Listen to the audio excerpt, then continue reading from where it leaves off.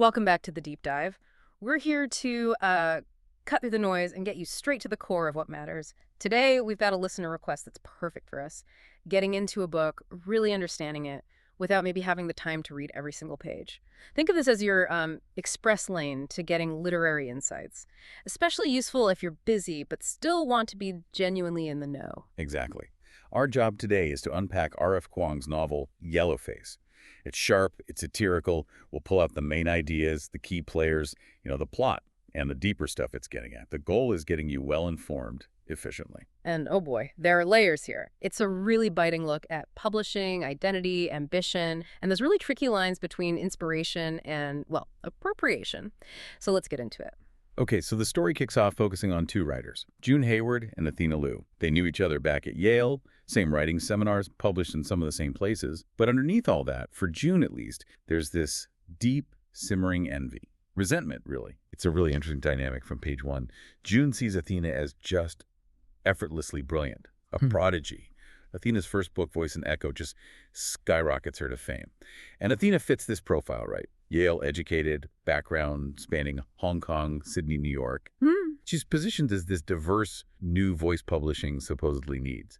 She has this curated coolness, worldly, talented, very marketable. And that just eats away at June. Yeah, meanwhile, June, she describes herself as this brown-eyed, brown-haired girl from Philly, pretty unremarkable in her own eyes. She feels overlooked, she works hard, she thinks she writes well, but she's got this constant feeling, I'll never be Athena Liu. She talks about jealousy, not as something sharp and green, but as fear. Just constant comparison, panic that she's not writing well enough or fast enough. She's ghostwriting essays, coaching SATs, while Athena's got this huge Netflix deal, living the dream. And, beyond just the jealousy, June's perspective immediately makes you ask some tough questions about creative fields. Is Athena's success really just about talent? Or is it, like June's suspects, this carefully built star power? Yeah, based on marketability, her coolness, her perceived diversity, maybe more than just the words on the page. The book really challenges our assumptions about merit right from the start. How much is the persona, the brand? Right. But this rivalry, the simmering tension, it just gets completely shattered. Things take a really dark turn one evening. They're at Athena's apartment drinking heavily. June feels like they had a rare moment of connection, maybe, and then Athena chokes on a pancake and dies. It's sudden, shocking. Yeah. And the aftermath is, well, unsettling. It shows you a lot about June. She tries the Heimlich, fails. Later, she's watching YouTube videos, torturing herself. I could have saved her. I am the reason why she died. Oh, wow. Guilt. But then, almost in the next breath, she mentions her own mental resilience, how her days feel completely normal. She even rationalizes it, thinking about some philosophy argument that we owe nothing to the dead. That's quite a shift. It is. It's this weird mix of guilt and detachment. Yeah. It really sets the stage for what she does next. Which is the core of it, really, because in Athena's writing office, amidst the grief and shock, June finds something huge, a completed manuscript. A massive World War I novel Athena had kept totally secret. Her big artistic challenge. June starts reading it and just thinks, holy God, they're good. Yeah. It's better than anything I could write, perhaps in this lifetime. The writing's tight, assured. Athena's voice had matured. So you have this brilliant finished book. The author is gone. What does June do? She makes this incredibly consequential, morally gray decision. Yeah. She takes it. She steals the manuscript. And what's fascinating is how she immediately throws herself into it, working like crazy, dawn to past midnight. She feels the words burn like coals inside my chest, like she's channeling Athena, or maybe just claiming that fire for herself. Yeah, and that theft kicks off this deep dive into the publishing machine. It's pretty ugly. June gets an editor, Daniela, and they start revising extensively. Athena apparently wrote in this rhizomatic fashion, kind of sprawling, interconnected, maybe not super linear. Yeah. So they streamline it. Got thousands of words of unnecessary backstory. Toned down parts about the Chinese labor corps that felt too sanctimonious. The goal, Daniela says, is a universally relatable story. And June buys into this. Oh, totally. June convinces herself the original draft made you feel dumb, alienated at times, and frustrated. She tells herself she rescued it, freed the diamond from the rough. The biggest change involves this character, Annie Waters. Athena wrote her as kind of sheltered, seeing the Chinese laborers as dirty, frightening thugs. June rewrites it, hints at potential for interracial love, Makes it a tender moment. It's a fundamental shift, not just editing. It changes the whole cultural lens. Wow. And then there's the name change. She doesn't publish as June Hayward. Nope, she becomes Juniper Song, Mm-hmm. which sounds vaguely ambiguous, right? Yeah, less obviously white American. Exactly. And the marketing team runs with it.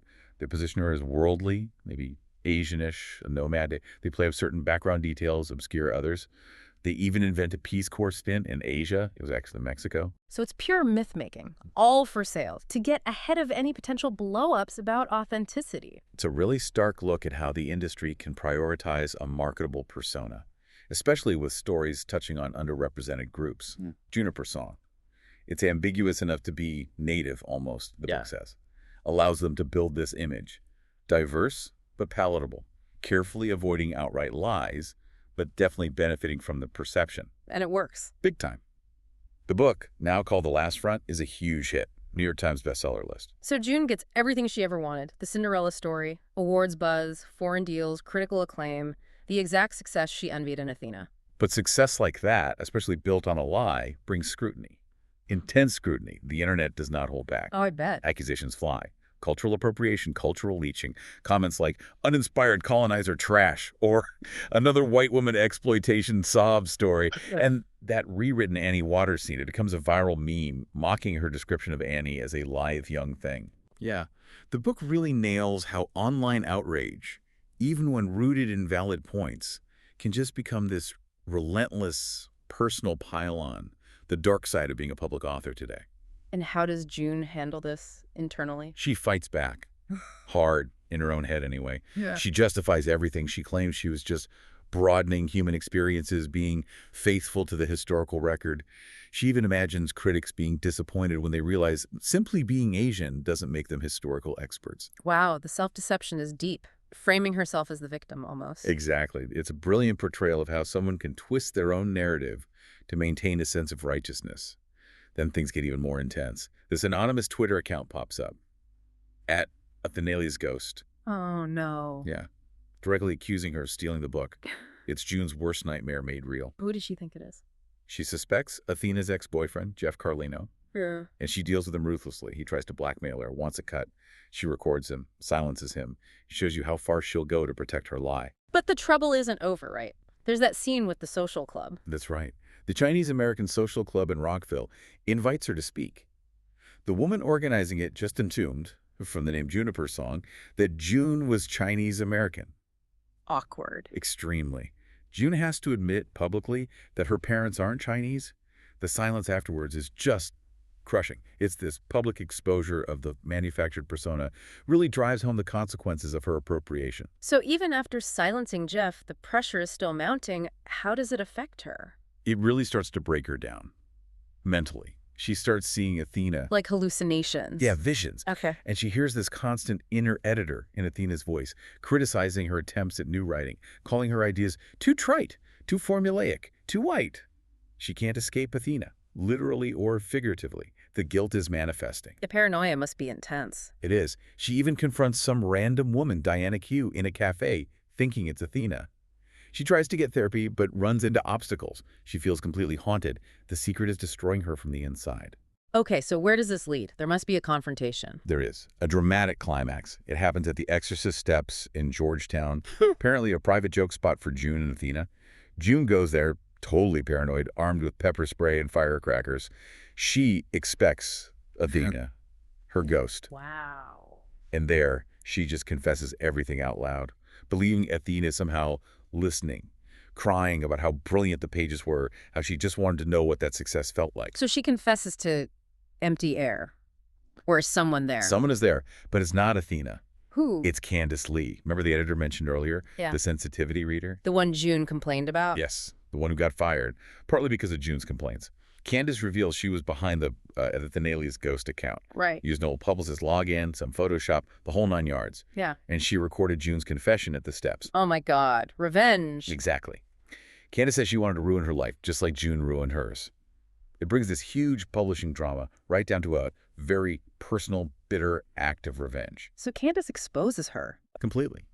Candace's story, with the recording, gets published in the New York Times. Candace gets a massive 7-figure book deal out of it. June is publicly disgraced. There's even a physical struggle with Candace at the steps, and June ends up injured in the hospital. It looks like total defeat, utter downfall. But the book doesn't quite end there, does it? There's one final twist. No, it doesn't. And this is where it gets really chilling, I think. June hits rock bottom. But in that despair, her writer's brain kicks back in, almost automatically. She starts writing it. She starts composing a new story, a counter-narrative, a memoir. A memoir where she's the hero. Where she's the victim, a victim of Candace's cyberbullying. And Athena. Athena becomes the leech, the vampire, the ghost who wouldn't let me go. Unbelievable. She's flipping the entire script. Totally. Her only sin in this new version will be loving literature too much, wanting to save Athena's prenatal work. She plans to undermine all of her assertions, ascribe new motivations, alter the sequence of events, crafting a story that she thinks the audience, deep down, really wants to believe that I have done no wrong. Wow. That final twist just perfectly encapsulates the whole theme, doesn't it? The slipperiness of truth, the power of narrative. It really does. It makes you question everything. Are we looking for truth or just the story we prefer? So, wrapping this up, what's the big takeaway for you, for the listener? Yellowface really digs into how author identities are built, how the market craves the new and exotic, how online outrage works, and that deep, insidious nature of jealousy. It forces you to ask, who gets to tell which story? And how much of what we call truth is just a really well-spun narrative.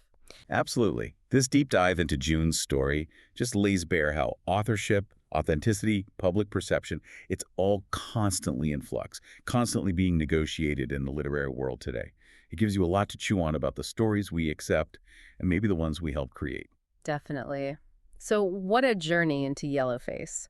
Hopefully you feel like you've got the core of it now, the characters, the plot twists, the big questions it raises, all without needing to read all several hundred pages. We hope you feel informed, maybe a little provoked to think critically about the stories hitting your feeds and bookshelves. And maybe one last thought to leave you with. Yeah. In a world where narratives can be twisted and reshaped so easily, like June does at the end, how much control do any of us really have over our own story once it's out there, once other people start interpreting it, or worse, rewriting it? That is a heavy question to ponder. Thanks for joining us on this deep dive. Until next time, keep digging for those nuggets of knowledge.